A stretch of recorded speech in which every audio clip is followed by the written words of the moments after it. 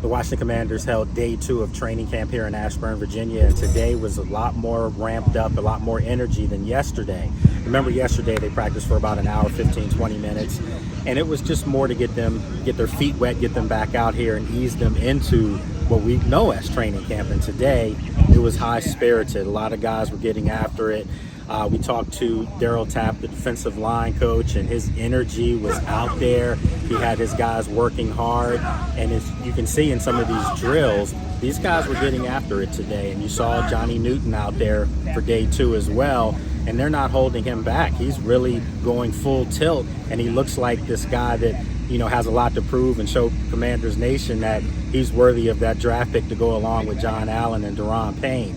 On the offensive side of the ball, what do you have to say? Jaden Daniels, he looked sharp again. Had a couple overthrows, but, you know, passes that I think his frontline receivers will make. But overall, the energy that he showed, the poise in the pocket, I mean, he looks like a legit starter for this football team, and I don't think there's any competition. He is the starter for this team.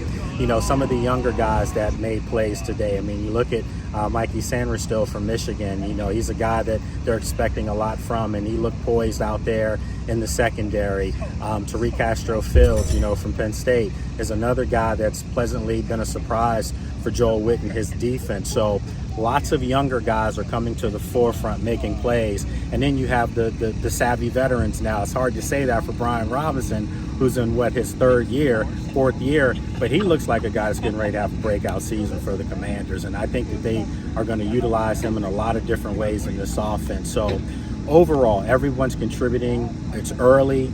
There's a lot of newfound optimism here in Ashburn, but most of these guys are getting after it, and that's what you want for day 2 of training camp.